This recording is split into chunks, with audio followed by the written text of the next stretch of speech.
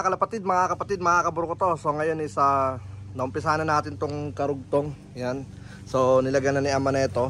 Bali yung isa doon na nasira ko. So papalitan natin dahil nabagsakan ko ng kahoy. So ano pa lang to, ito yung magiging karugtong niya. Bali nilagay ko lang to, pero ang ilalim na ito is steel matting. Yan, steel matting yan. So nilagay ko lang muna kasi nga tinutungtungan ko na itong ano natin, hagdanan natin para maabot natin yung dito. So hindi pa siya kumbaga plano pa lang yan. Hindi pa siya totally ganyan talaga. Pero magiging pababa siyang ganito. Magkakaroon siya ng mga kahoy dyan sa taas. Yan, so pinaplano pa lang natin maigi.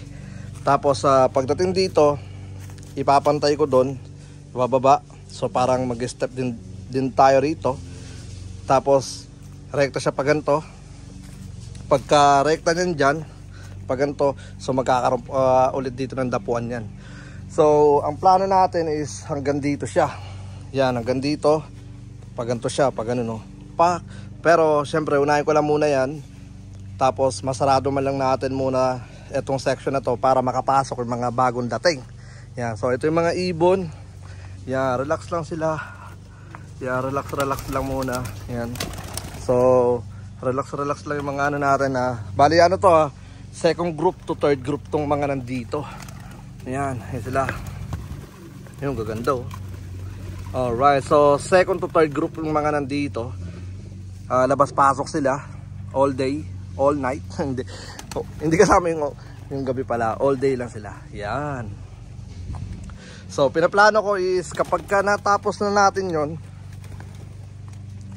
ito, kukunin ko yung mga pinakabata dito. Kumbaga, separate natin yung pinaka-baby. Yung mga nabubuli. Yan, mga nabubuli. Tapos, tag dito,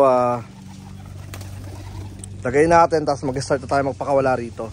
So, ngayon, hindi pa tayo nag-start magpakawala rito kasi inaano ko sila rito, sinasanay ko sila kapag tatawagin na natin sila, kailangan papasok talaga sila. Kumbaga, ganun kasi yung magiging routine nila kapag pinakawalan na natin sila. Kapag oras na tatawagin natin sila, kailangan susunod sila.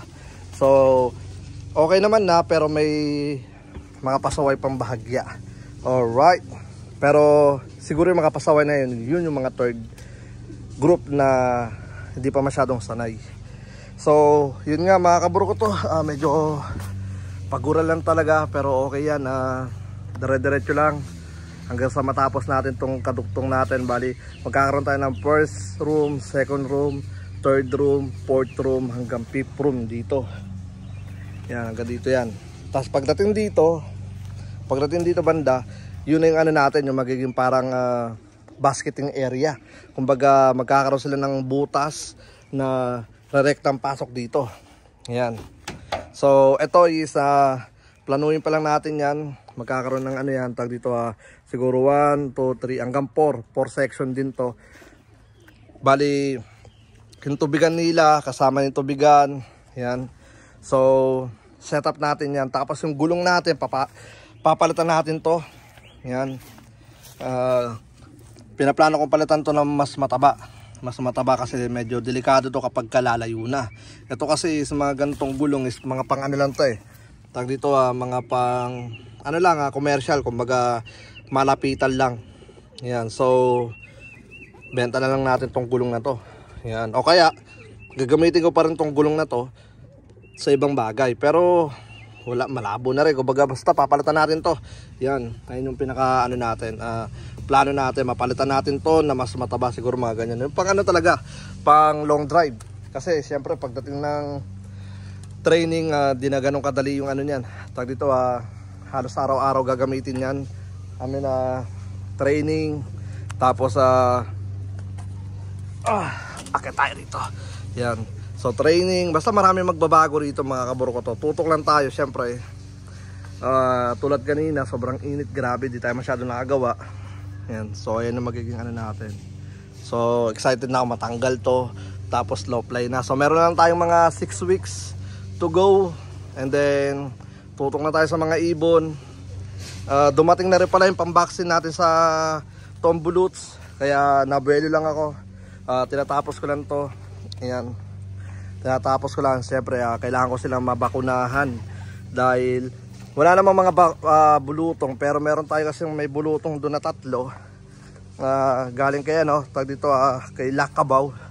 2 sa grupo niya merong bulutong, tapos isa naman kay Magnum. Yan, shoutout kay Magnum. Yan. So, syempre gusto ko bago ko dalhin dito yung mga yan, kahit magaling na yung mga yon, so di natin masabi, baka biglang may something na mangyari. Ayoko naman na lahat sila may bulutong. Okay naman, okay lang yun, pero syempre di pa rin okay yun. Gulo no? Pero ano lang, for the safety lang ba. Yan. So yeah, nagano kasi sa sigil, nagkaubusan. So ginawa ko, sabi ko kapag nagkaroon sila ng available, tawagan tayo. So tinawagan tayo last week, nung last Monday, tapos pinadala nila yung mga ibon, yung mga mga vaccine. Kumuha tayo 8. So almost rin, 300 din yung binayaran natin.